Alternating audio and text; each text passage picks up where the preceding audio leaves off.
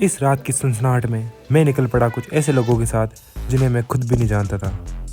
कहने को तो ये अपने आप को ढोलू, भोलू और कालिया बता रहे थे, पर मुझे हैरानी तो तब हुई जब इनमें से एक ने अपना नाम चुटकी बता दिया, जिसे वहाँ हर कोई बजाना चाहता था।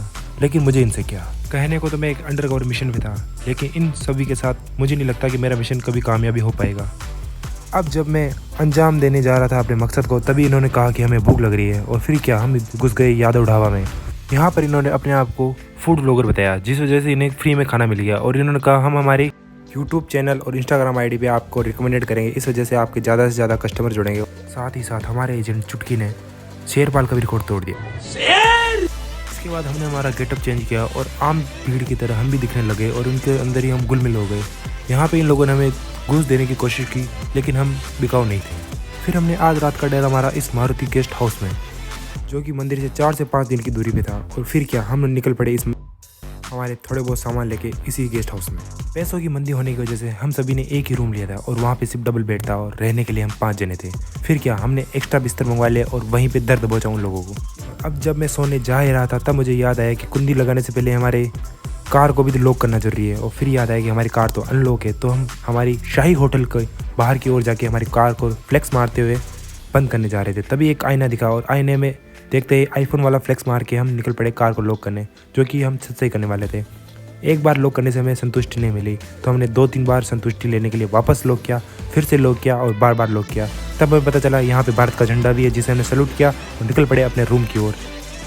अब जैसे ही मैंने अपनी घड़ी देखी, तो मुझे पता चला 11:49 हो चुके थे। अब ये साल का आखिरी दिन था, इसलिए मुझे लगा कि मेरे दोस्तों को मुझे न्यू ईयर की विशेष देनी थी। 59 मिनट हो चुके हैं और हैप्पी न्यू ईयर बोलने का टाइम हो चुका है। टाइम चेक करो। गणे हैप्पी न्यू ईयर करण हैप्पी न्यू ईयर 2024 आ गया भाई। Happy new year everyone, and ये देख thank you so much for support. पिछले साल के सारे सपोर्ट के लिए थैंक यू दिल से एकदम। और नए साल के लिए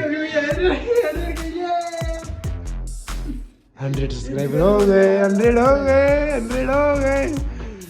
अभी 128 हो गए अभी तक, आगे वाले में देखो क्या होता है। हम लोग हैं ग्रामीण, तो हमने खाना खाते ही सबसे पहले खाट पकड़ने का निर्णय लिया। तो थोड़ी देर हमने आग के पास अपने हाथ सेके, और फिर बाद में बिस्तर पकड़ने का निर्णय लिया, क्योंकि हमें मिशन किसी और दिन निकल लेंगे। अब मिशन देखेंगे हम अगली सुबह।